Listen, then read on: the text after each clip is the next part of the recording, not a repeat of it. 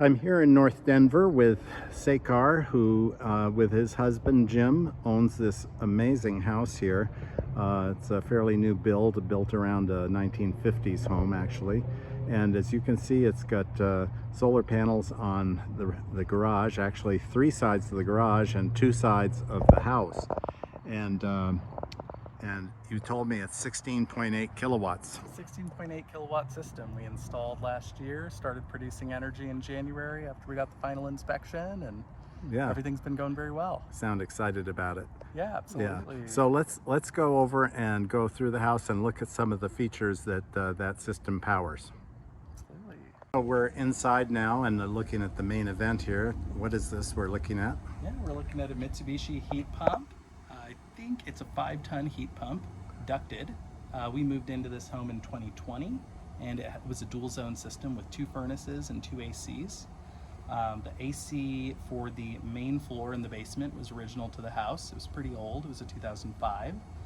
So around 2022, when the Denver Climate Action rebates came out, we really considered and factored in the replacement cost of a new AC, knowing that the older AC really needed to be changed out.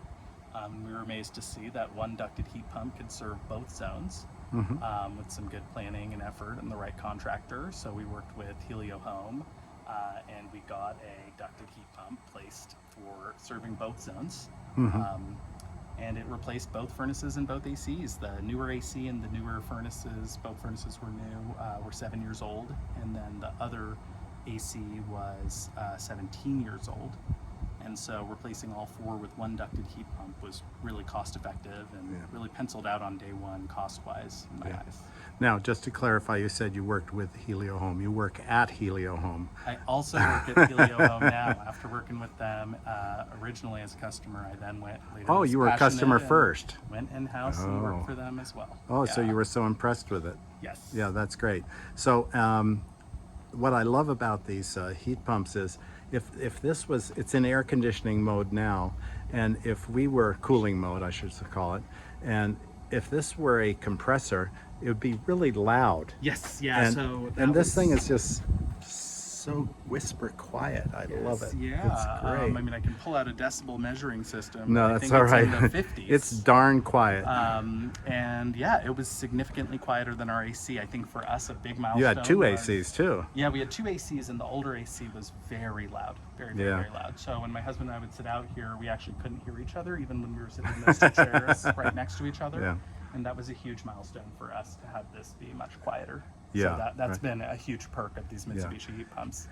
Let's look at your electrical panels over here, because you have something I hadn't seen before, which is a smart electrical panel. Yeah, so you've got a whole bunch of electric equipment here.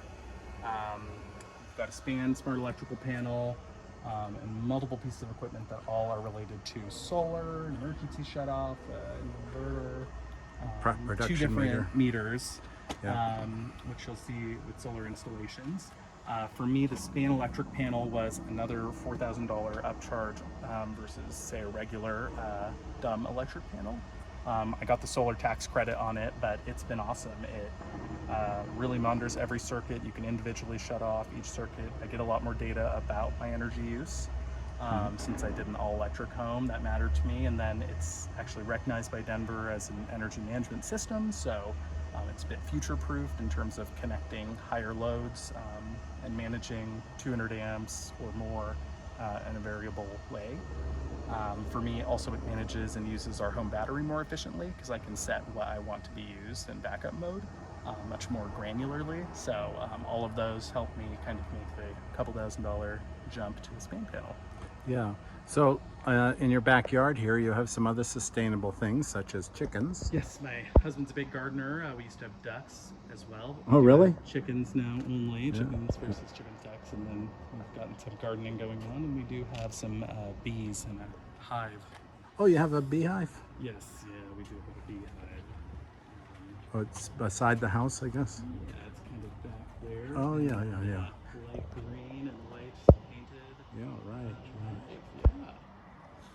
Nice shading here. Okay, so and one thing you showed me earlier was that in the garage you have a Solar Edge charger for your Nissan Leaf. Yeah, so with our solar installation, we got a bonus Solar Edge charger, and it's been excellent. We've got a Nissan Leaf, we've got a basic one, which after tax credits was $17,000 new. Brand which new, is a great thing. $17,000. Yeah. Yeah, it was great, and so we charge and we get great energy rates with solar, and I would say I pay about 50 cents a gallon gas equivalent. 50 cents a gallon gas equivalent is my calculation, and so yeah, getting the But you pay EV nothing charger. really because of it's all solar. You're generating more electricity than you're using. Yes, yeah. Yeah, that's great. Okay, so shall we go inside and look at some other features? Let's do that. So we're in the kitchen now. Tell us about your induction cooktop. Yes, yeah. So we moved into Sekhar in 2020. It was built in 2016, and we had a great Bosch cooktop that was gas. My husband loved it. He's a big cook. We host a lot. We use it daily, frequently. And he had trouble parting with it. He was a little worried about going towards induction, but we knew it was better for air quality. We had heard great reviews of it. We'd never actually used an induction cooktop ourselves, but we hopped on Consumer Reports, looked for the first one under $1,000. It had a great rating, and we bought this Frigidaire one for about $650. My husband actually really was so worried about the gas cooktop that he made me keep it aside in our garage, and we had the gas cooktops there in a box for about 6 months until he got a lot of usage of this, and he felt comfortable giving it away finally, and we gave it to Habitat Restore. But we've loved this. It boils water very fast. It cooks well. Did you have to get rid of a oxygen. lot of non-ferrous? Actually, all of our cookware still worked with it, with one exception. There was an old pasta boiling pot, and that pasta pot needed to go, but we just bought a new one on Amazon for $50 or less. Because it operates on magnetism. Yes, Yeah. So you have to have ferrous cookware. Yeah. So you mentioned a health consideration too. Yeah, I mean, these are much better for indoor air quality. I'm a firm believer in that. I've read a lot of the latest studies, and I work professionally in home electrification, so I keep up with this material. And my alma mater, actually, Stanford, did a big study recently of gas cooktops, and they are even worse for health than they thought. So yeah, I talked to my doctor about this. I have different allergies and other breathing issues, and so he wrote me a note, and I did pay for this electrical work and the induction cooktop out of my flex spending account, which gave me a nice tax benefit. And the total for the cooktop was about $650. The electrical work was another $600, and it's been a great investment. I feel like it's really worthwhile, and probably my husband's favorite part of going all electric. That's great. Okay. We're in the basement now, and what we're looking at here is an LG home battery. It's a 16 kilowatt hour battery. I describe it as a secondary or nice to have product or part of electrification. It's great for emergency backup in case you ever have a power failure. It also is helpful with time of use. We use power from the grid less, so we think it helps with our energy bills. But overall, it's a great complement to the solar system. Our solar installer installed this with it, and it's been great. No complaints. It's used in our home daily because our home is drawing energy off of it every night when the sun's down. And the reason for that is instead of being on the grid, because it's cheaper. It's cheaper just using our solar power that we produce during the day, the excess, during hours where we don't have any solar produced. Okay, thank you. Still in the basement, here's the mechanical part of the house. Describe what we're looking at. Yeah, absolutely. So we've got an 80-gallon heat pump water heater with incentives. I got this for almost free. Yeah. It's wonderful. It has all the water I need, even when I have my whole family, my in-laws from Nebraska, in town. We don't run out of hot water with 6 showers in a row. And it's part of going all electric too, because you're not burning gas. Yes, we had two 50-gallon gas water heaters in here before, and they were contributing to our gas bill. They were probably a quarter of our home's energy usage, roughly. And those are out of the picture, and we have one big 80-gallon, probably oversized for just a home with 2 adults. And $173 a year, that's 50 cents a day. Yeah, very, very cheap. They're 3 to 6 times more efficient than electric water heaters or gas water heaters. Right. The heat pump water heaters are electric, but they use a small heat pump on top to heat it. And they will cool the space around it unless you vent it. Ours is vented, so our basement doesn't get slightly cooler, which wouldn't have bothered me anyway. Yeah. But this is an awesome piece of equipment. And then we've got a couple other items here. We've got a an April Air steam humidifier.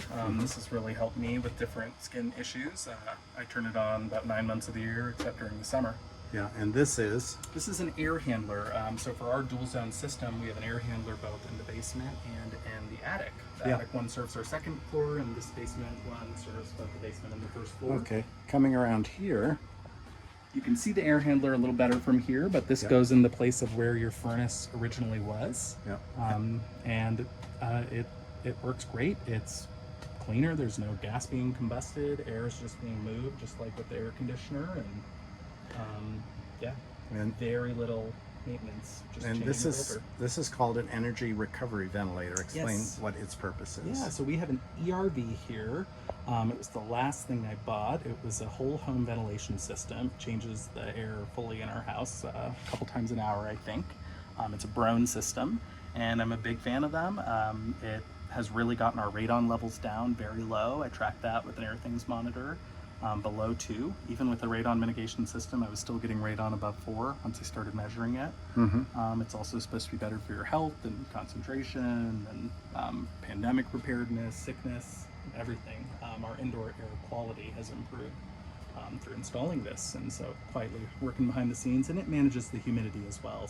And what's over here? We have a water purification system.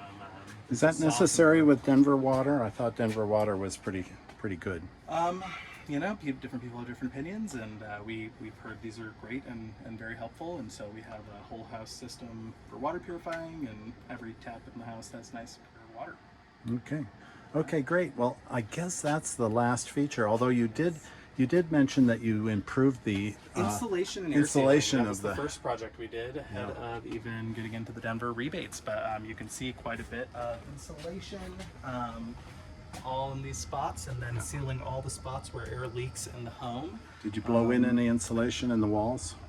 There wasn't much needed, I think, in the walls, but throughout the house, quite a bit of insulation air sealing work was done, and that made the house significantly tighter, which makes it a lot more comfortable. More comfortable, less temperature spots that were off, and then a lot less energy needed to heat and cool the home because of that.